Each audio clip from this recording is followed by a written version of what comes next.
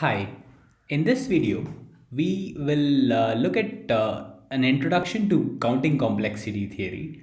Uh, before looking into what Sharpie completeness is, let's go over some basic terminologies used in counting complexity, and also let's have a look at what Sharpie is. The kind of problems you've seen so far in the course dealt with decision problems, and decision problems were just yes no problems or 0 1 problems. And and that was the class we used that actually covered the decision problems were P and P, the ones we studied. They were all like for decision problems. And what if we'd like to do more? What if, let's say, I would like to not only know if there exists a solution, I would also like to know the number of solution, or what if I want the exact solution? So naturally, we branch out into further kinds of problems, and some of the common problems in complexity theory. Some of the common computational problems are decision problems, optimization problems. Optimization problems, we try to optimize that is, we calculate the minimum or maximum subjected to constraints. And an example of this would be the maximal independent set problem, where given a graph where we are not allowed to pick adjacent nodes, we actually would like to get the maximum sum of the nodes that we picked. That should not be adjacent. So we basically take out all the independent sets, and we'd like to find which one of them gives me the maximum value. So that is one kind of optimization problem. And search problem is where the output of the Turing machine can actually be any arbitrary string. An example of this would be an extension of the path problem, where instead of just finding whether a path exists from a node S to T in a graph, we'd also like to know the exact path. So that would be a good search problem. Also, trying to find all the factors of a number, that is also a search problem. Then function problem. A function problem is actually a problem where we for an input we actually expect a single output, f of x, and that is actually more complicated than just a 0 or 1.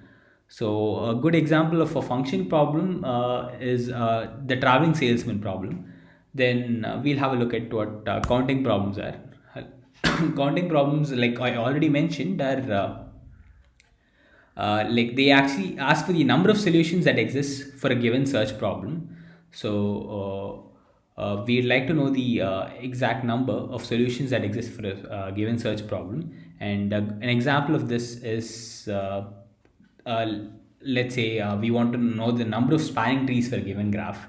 So these kind of problems have good applications in statistics, network design. And enumerative combinatorics is a branch of mathematics that deals with counting the number of patterns, or let's say counting permutations or combinations, the number of permutations or combinations.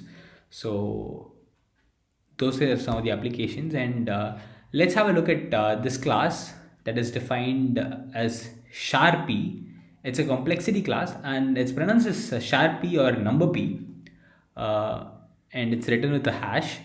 Okay, a Sharpie is a set of all functions f that maps from 0 and star to n. N is basically the output, the count. And there is a polynomial time non-deterministic Turing machine. It is a non-deterministic Turing machine M, such that for all x that belongs to 0 and star, fx actually gives you the number of accepting branches in M's computational graph on X.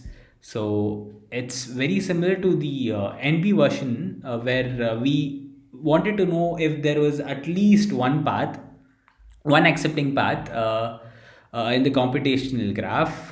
Here we'd like to know the exact number of accepting branches. In other words, Sharpie is the class of function problems with the form compute fx, where fx is this. Fx is the number of accepting branches in M's computational graph. And yeah, if you would like to think analogous, if you would like an analogy with the certificate definition, then this class Sharpie actually asks how many certificates there exists for a problem instance that can be checked for correctness, that can be verified in polynomial time. So yeah, that would be the other definition, and it can be viewed, like I said, as a counting version of NP class. And intuitively, this also means that a Sharpie problem must be at least as hard as the corresponding NP problem. This is because, let's say, if we have the count of the solutions to a given problem, it is pretty easy to verify if the count is at least one, right? So that is why a Sharpie problem must be at least as hard as the corresponding NP problem, and by corresponding, it can be something like 3 sat, and sharp 3 sat is the corresponding counting version of that. And then let's have a look at what a permanent of a matrix is. We've already seen this in bipartite perfect matchings that is already discussed in this course, like where we had an adjacent matrix of zeros and ones, and we basically verify if the permanent of the matrix was non-zero. If it was non-zero, that means we have a perfect matching. So it's another operation that is performed on a matrix that is very similar to the determinant, except for the fact that we do not take in alternate plus minus signs. We simply just have all positives when we are expanding the minus. So that is what the definition says. The permanent is an analog of a determinant where all signs in the expansion by minus are taken as positive.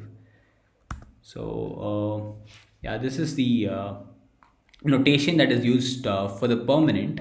What this means is we basically, let's say we have numbers 1 to n, we basically